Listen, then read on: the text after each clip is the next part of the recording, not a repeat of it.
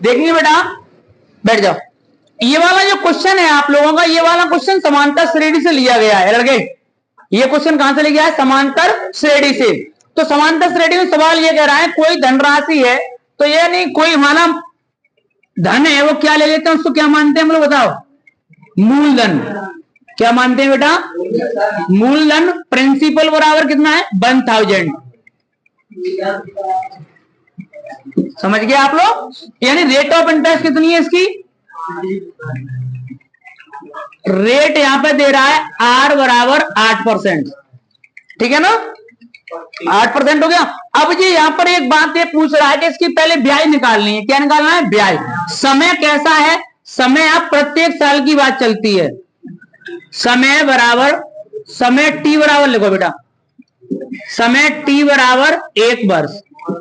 यानी ऐसे ही क्रम से बढ़ता चला जाए, 1 वर्ष, 2 वर्ष, 3 वर्ष।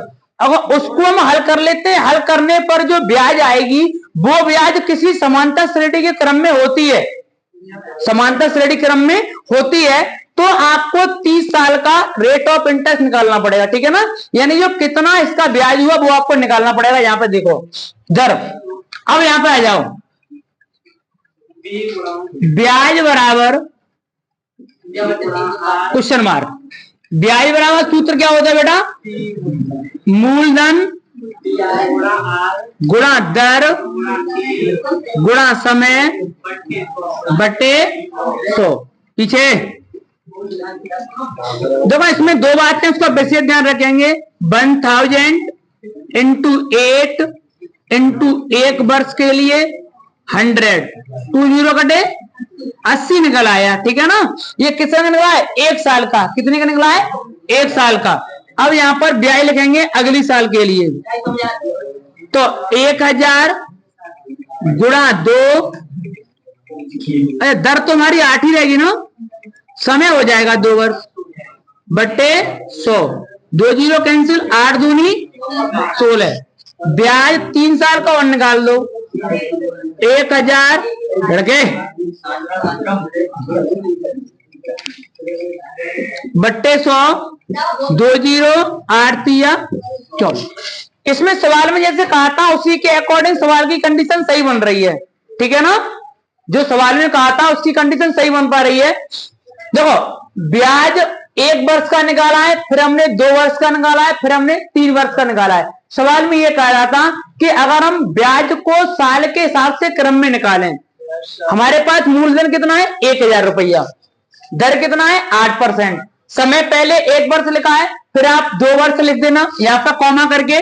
2 वर्ष के लिए बात चलेगी और फिर आपकी समय की 3 वर्ष की बात चलेगी। यानी लगातार अगर इतने पर कोई भी ब्याज की कोई एक क्रम बन जाता है, समांतर श्रेणी का एक क्रम बन जाता है, तो हमें इसका ब्याज ज्ञात करना पड़ेगा। इंटरेस्ट कहते हैं जिसे। आप ध्यान दो, हमने पहले साल का ब्याज निकाला, कितना आया? 80 रुपया। दूसरे साल का ब्याज निकाला, कितना आया? 30 साल का निकाला, कितना आया? अब हमें एक बात मालूम पड़ रही है, यहां पे लिख देंगे एपी 80, 160, 240। आगे डॉट डॉट करके, आगे डॉट डॉट करके 30 वर्षों तक निकालना है। कहां तक निकालना है? 30 वर्षों तक। बात समझ गए? कोई दिक्कत? अब आ जाओ इस सवाल को आगे देखो। आप यहां पर ये समांतर श्रेणी बन गई, तो प्रथम पद क्या लिखेंगे हम लोग बेटा? प्रथम पद ए बराबर सारवांतर सब लोग जानते ही है, डी बराबर 80। सारवांतर का मतलब क्या होता है? दूसरे में से पहला घटाओ, तीसरे में से दूसरा घटाओ, चौथे में से तीसरा घटाओ। यानी बैग चलते आते हैं, अगर उनका अंतर समान होता है तो क्या कहलाता है? समांतर। बहुत अच्छे।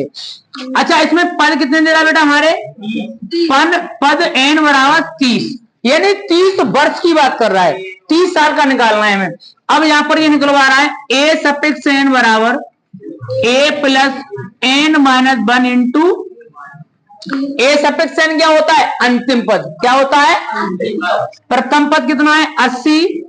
पद कितने? 30 माइनस 1 गुणा 80, 80 प्लस 29 गुणा 80, 80 प्लस, हाँ बेटा गुणा करना 9 8 72 के 2 आसिन 7 और 8 है 23,